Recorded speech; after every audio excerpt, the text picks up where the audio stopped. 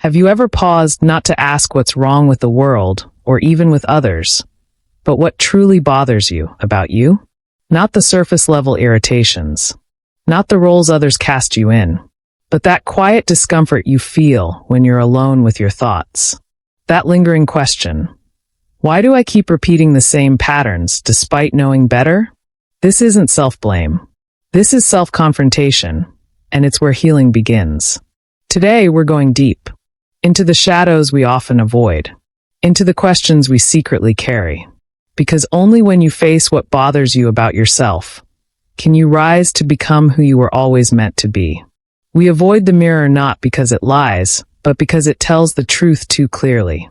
When you stand still, when the noise dies down, and there's no one left to perform for, something inside you whispers. It's faint but piercing. You're not who you pretend to be. And that's an unbearable thought. So you distract yourself. You stay busy. You serve others endlessly because the alternative, facing yourself, is terrifying. But why? Because if you look long enough, you'll see the compromise, the self-betrayal, the places where you've chosen comfort over truth. You'll see how often you've kept the peace externally by sacrificing the internal. And maybe you've gotten good at smiling, nodding, keeping it together. But that quiet ache you carry? That's your real self, shoved in the corner, crying out. You don't heal by denying what you see in the mirror. You heal by daring to stand there long enough with brutal honesty and saying, this is where I am. This is what I've become. Not in condemnation, but in clarity. Because clarity is the first step toward transformation. Patterns don't repeat because life is cruel. They repeat because you haven't changed. Not changed on the outside, new job, new partner, new city, but internally. If your relationships always end in the same pain, if people consistently treat you like your needs don't matter, if your voice is always the last to be heard, it's not just them. It's you too. It's the parts of you that allow it, that normalize it, that cling to it because it's familiar. Maybe you were taught that love has to hurt, or that strength means staying silent. But understand this. Familiarity isn't safety. It's a trap. And the tragedy is that some people will spend their whole lives walking in circles, mistaking patterns for fate. The voice in your head. Have you ever questioned where it came from? When you judge yourself, when you recoil from your own desires, when you call yourself weak or unworthy. Who taught you to do that? That voice didn't appear out of nowhere. It was shaped by criticism that was handed to you when you were too young to resist it. By people who couldn't handle your strength or your sensitivity or your independence. And so you started editing yourself. You shrank. You hid your anger, buried your sadness, dulled your joy, until the edited version felt safer than the real one. But now you live with that ghost in your mind, echoing someone else's shame and calling it truth. And if you don't consciously challenge it, you begin to believe it's your own voice. That inner critic isn't your conscience, it's a parasite. And it feeds on your uncertainty, your hesitation, your fear of being abandoned if you dare to stand tall. But here's the reality. Until you trace that voice back to its origin and decide that it doesn't belong to you anymore, you will never fully live in your own authority. We accumulate emotional clutter like we do physical junk, quietly over time, without even realizing it. A little resentment here, a little regret there, until suddenly the weight of it becomes unbearable. And yet, we keep carrying it. Why? Because letting go means we'd have to confront it first. We'd have to feel it. And for many, that's more frightening than the burden itself. But your inner world, just like your outer one, demands maintenance. You wouldn't live in a house full of dust and broken furniture without eventually getting sick. The same is true emotionally. Unspoken bitterness, suppressed grief, guilt you never earned. These things take up space where peace should be. And no amount of pretending can cover that up. If you want clarity, you have to clean. You have to be willing to face the emotional mess, sort through what belongs to you, and discard what doesn't. Because until you do, no new insight, no external validation, no fresh relationship will have room to thrive. People think setting boundaries is about pushing others away, about being harsh or unkind. But that's a shallow understanding. Boundaries aren't built to exclude. They're built to protect what is sacred.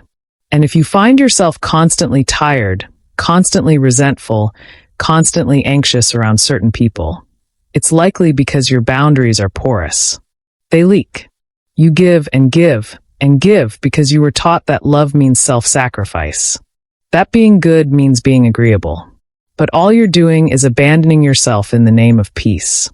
And that's not virtue, that's avoidance. When you fail to protect your own needs, you send a message to yourself and to the world.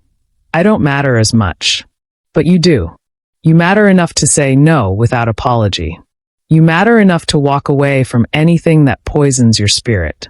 And when you finally assert those boundaries, not out of anger, but from a place of self-respect, you'll be shocked how many people either leave or transform. Because you've taught them something new, that you are no longer available for your own mistreatment. Regret is a cruel master. It haunts you not because you failed, but because deep down you believe you should have known better. That's the tragedy of self-awareness. It arrives after the damage. And for many, the hardest person to forgive isn't a betrayer or a liar, it's yourself. For trusting too easily. For staying too long. For not walking away when the signs were screaming. But let's be honest, you weren't weak. You were hopeful. You were surviving. You made the best decision you could with the information, the tools, and the wounds you had at the time. That doesn't make you a fool. That makes you human. And until you grant yourself that grace, you will remain tethered to a past you can't change. Forgiveness isn't letting yourself off the hook. It's breaking the chain that keeps you from moving forward. People wait. They wait for someone to tell them it's okay to want more, to speak louder, to take up space, to stop apologizing for existing. And if no one ever gives them that permission, they stay stuck, trapped in a life that doesn't reflect who they are, only who they've been told to be. But the truth is, no one is coming to rescue you. No one is arriving with a golden ticket saying, now you may be who you truly are. That moment never comes. Because permission isn't something you're given, it's something you claim. If you're waiting for everyone around you to be comfortable with your growth, you'll be waiting forever. Growth is uncomfortable. It disturbs the systems you've lived inside. It forces people to confront their own stagnation. And many won't like it. That's not your burden to carry. You do not owe anyone your smallness. The tragedy isn't in dreaming too big. It's in dying with the best parts of yourself buried beneath years of silence. You weren't born to play supporting roles in your own life. The longer you wait to choose yourself, the more of yourself you lose. When you ask yourself what bothers you, and you answer honestly, you open a door. Not to shame, but to revelation. It's the beginning of seeing clearly. But most people avoid that moment because it hurts. It's disorienting.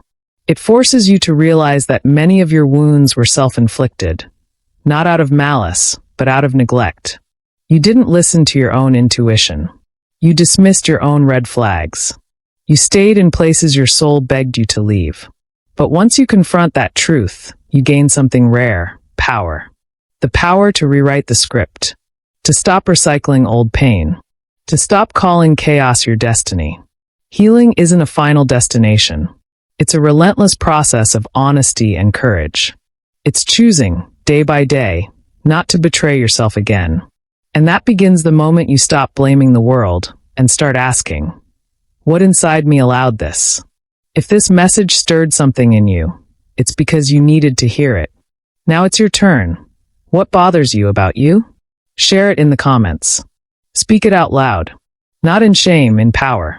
And if this resonated, like this video, share it with someone you love, and subscribe to the channel for more transformational insights every week. Sparkles, what would you like us to explore next? Your voice shapes this space. Drop your topic suggestions below, and let's grow, heal, and rise together.